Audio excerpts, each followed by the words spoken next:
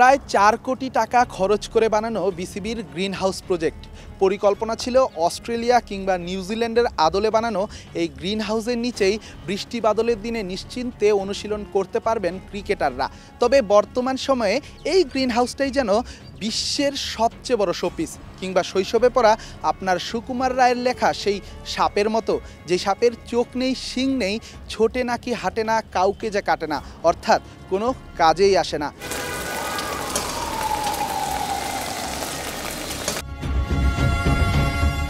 আকাশ থেকে অঝোর ধারায় পড়ছে বৃষ্টি।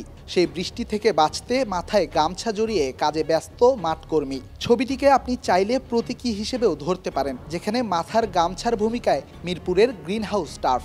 বৃষ্টি থেকে বাঁচাতে দাঁড়িয়ে রইলেও দিন শেষে এ থেকে উপকার পাবে না কেউ। ২ বছর আগে মিরপুরের একাডেমি মাঠে বানানো হয়েছিল এই গ্রিন হাউস টার্ফ। অস্ট্রেলিয়া কিংবা নিউজিল্যান্ডের আদলে সাবেক বোর্ড সভাপতি নাজমুল হাসান পাপনের আমলে প্রায় ৪ কোটি টাকা খরচে বানানো হয়েছিল প্রজেক্টটি। ৩০ মিটার প্রশস্ত আর ৭৫ মিটার লম্বা এই প্রজেক্টে বসানো হয়েছিল ২০টির মতো উইকেট। প্রজেক্টটি নিয়ে বিসিবির এমন মহৎ পরিকল্পনাটি অবশ্য প্রশংসা পেতেই পারে, তবে বাস্তবতা বলছে ভিন্ন কথা। প্রায় ১৪ মাসের মতো সময় নিয়ে ২০২৩ সালের অক্টোবরে তৈরি করা হয়েছিল গ্রিন হাউস টার্ফ। টার্ফের নিচে ২০টি উইকেটে অনুশীলনের সুযোগ তৈরি হয়েছিল ক্রিকেটারদের জন্য।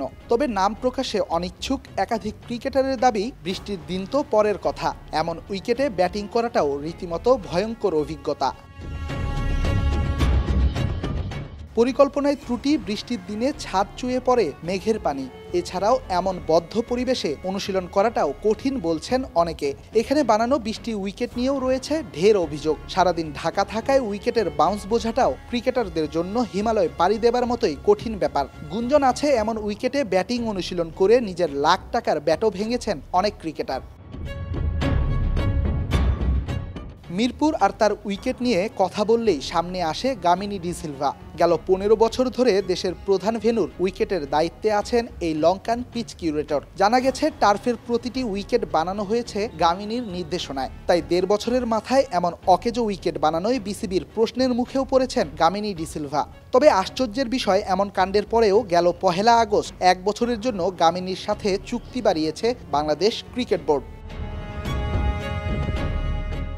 সূত্র বলছে, পুরনো প্রজেক্টে ত্রুটি থাকায় আবারও কোটি টাকা ব্যয়ে মেরামত করা হচ্ছে এই গ্রিন হাউস। দিন রাত এক করে কাজ করছে মাঠকর্মীরাও। তবে এ নিয়ে কথা বলতে বিসিবির গ্রাউন্ডস কমিটির চেয়ারম্যান মাহবুব আনামের সাথে একাধিকবার যোগাযোগ করা হলেও তাতে সাড়া মেলেনি।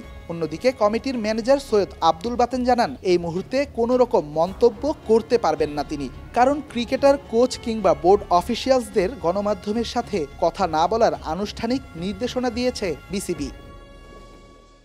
রাজধানীতে রাস্তা কেটে গ্যাস লাইনের কাজ করে তিতাস। কাজ শেষে আবারও করা হয় রাস্তার মেরামত। এর মাস দুয়েকের মধ্যে সেই একই রাস্তা ভেঙে আবার নিজেদের কাজ করে ওয়াসা কিংবা ডেস্কো। আপনি যদি রাজধানীবাসী হন কিংবা রাজধানীতে বাস করেন, এমন দৃশ্য আপনি হরহামেশাই দেখবেন।